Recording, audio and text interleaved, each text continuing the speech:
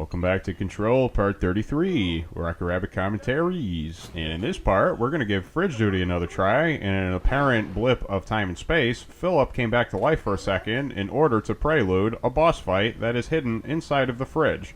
This quest is only accessible after you have completed the main quest of My Brother's Keeper, realizing that Dylan gave us the slip and appears to have went right past us to the central executive, where we will meet up with him in a later part. But for right now, we're in unmapped area, about to attack the former. It's a Wheatley core. I like to think of it closer to the final boss of the Borderlands, the pre-sequel, kind of like Big Face Man. You have to hit in the eyeball, of course. But wasn't that one of the precursors? No, that well, I mean, there are multiple stages of the boss fight. The first stage of the boss fight. And now we get spider limbs. Okay.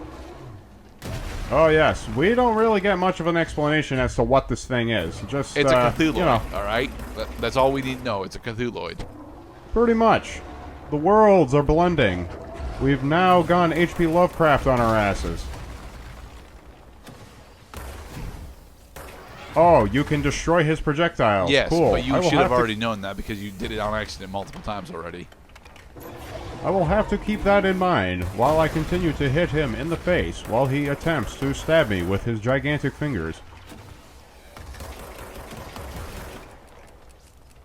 Like I said, this guy is not really tough.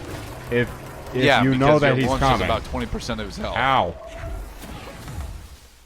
Oh, and watch out for the hit him with it. Yeah, just watch out for the splash damage. Oh, where is he now? Oh boy, there he is. Hit him in the face. Dash. Yep. Dash Asshole. Forward. Dash forward. Some bitch. Dash forward. And there. Stupid head. Aye, aye, aye. Astral phenomena. So we're not really sure what the fuck, except that the fridge has been satisfied. The fridge seems fixed. Yay! Yep. Fighting that thing off change something? Well, Philip is nowhere to be seen. An employee incident. Ooh. Maybe it has something to do with the fridge. Let's read. According to the reports supported by security camera footage, Agent Filson entered the staff kitchen with the intention of consuming his private meal, but discovered the refrigerator had changed his meal. Agent Filson began to kick the Bureau-owned appliance as he expressed his frustration in a loud and profane manner. This behavior caused multiple staff members present to become alarmed. Security was alerted soon after. Filson complied with security commands to desist. Agent Filson was reprimanded and suspended for the event, and he did not get his lunch. Damn it! And he was also forced to, well, not forced to, he was required, not required, it was strongly recommended that he require a totally non-mandatory anger management counseling session. Well, here's the thing: kicking the fridge when it has actually changed your lunch is, a reasonable thing to do. Reasonable. It is reasonable because that way you're not lashing out at your employees. I mean, it's not the employee's fault that the fridge changed your lunch. How about you take a nice deep breath and relax? But it was my lunch, damn it! Ha! The sudden stop. That is the film adaptation of an Alan Wake novel. Oh, poor Philip. Filson. Philanthropic. Philum. Who's watching the fridge? The fridge is fine now. I took care of it. You don't just take care of altered items. What did you do? I fought the Cthulhu possessing it. I'm wound up in the astral plane. This thing was in there. It was huge, had one big eye. Wasn't friendly. We've been getting It was not Wheatley. He did not have any of Wheatley's more memorable lines from Portal 2. To our world through objects of power, not altered items. Cthulhu's bend the rules all the time, dude. It's fine. If this thing is linking itself to altered items, then it's clearly powerful. This may happen again. Do you think that thing is what got Philip? Must have been. Well, you're gonna have to fill me in. The agents all know the risks. But, since you're some sort of altered item whisperer, I've got a list of others for you to corral. The Hiss are causing containment breaches left, right, and center. And up and down. Start with these. I'll see if See, Langston, I have found you to be rather unfulfilling of an NPC to talk to. I'll see you later, Langston. So he allows us to fight off each of the different Cthulhu's possessing each of the different altered items, right? Such as the haunted swan boat.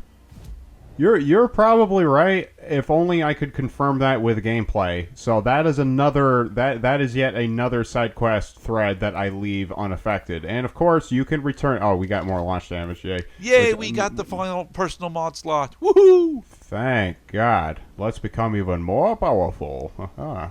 As I was saying, that at some point you will have nothing left to do except to do side quests.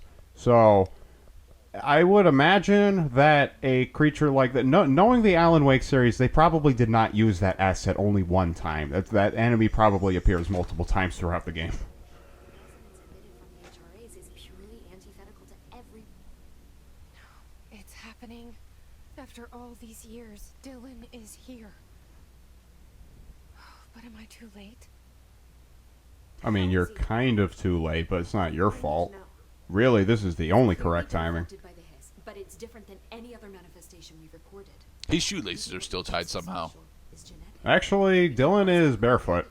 Or maybe it's Polaris. So, no, his shoelaces are not untied. He had caused his shoelaces to go to the astral plane. He seems more in control. More in control. Ha Want to Ha ha ha ha. My brother? Or is he? Of course. Now, Marshall set up an HRA-warded cage to contain him. It's on the upper floor, up the stairs. Okay, I need to go. Jesse, Right. be careful. Now allow me We to can make do a that, massive narrative break that despite the fact that Jesse has been looking for Dylan for 10 plus years, we're not going to go immediately to see Dylan. Oh no. Oh! We're going to the jukebox. Put a record on it and let it play. But there is story progression to be had. Fuck it. We got a couple more parts of not story-related stuff. What we have is instead one of the game's more interesting diversions, the jukebox minigame, which will allow you to make your character more powerful as long as you don't die inside minigame land, which will cost you time, and you finish as much of the minigame as you can before the record runs out of music. Are you going And to you finish have to Old Growth at all? Yeah, I'm going to finish Old Growth. I found this token. Any idea what it does? Ah, that is a jukebox token. Little bastards turn up in the weirdest places, like bad pennies. The Rangers use them to activate... Yeah, like Canadian pennies. I can't fucking give this to anybody. It's not real U.S. currency. Good songs? I want my money back. Nope, just the one record.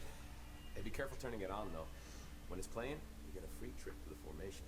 The formation. That sounds ominous. Why does it send you there? So it can improve your combat abilities. For years. I mean, it's just... How about you go and find out? Well, researchers have confirmed it's in the same threshold as the quarry. And no one's ever been able to map a physical route to the formation for maintenance. So it's in the quarry. You just don't know where. Pretty much. We only send in annual expeditions to the formation now. Checkups, Salvador calls them. This year's team went in the day the history... He says that in the present tense, but no, Salvador is long gone now. We killed him 2 parts ago. The jukebox is kept just past the security booth over there. Put in the token and enjoy the ride. Yeah. So the ride is going to be a carousel, right? Me too. You're not the only one. No, it's well, it's a trip, if you will. Oh, you can actually make your own jukebox tokens. Ha ha ha ha. Yes, it is I believe you could create them from the Astral Constructs menu now. They cost Ooh, and lots they're of materials. well, no, that's relatively expensive. 10,000 for a small one. Oy. It will finally give you a sink if you honestly have nothing better to spend your points on, and you're sick and tired of losing lots and lots of points when you die because it's based on a percentage of how much you have, not a fixed amount. So if you want to go from losing 4,000 ability points on death to losing only 400 points on death, this is a worthy asset to start building up on. And you can also change the type of challenge based on how many jukebox tokens you insert at once. So let's go to jukebox land in the next part.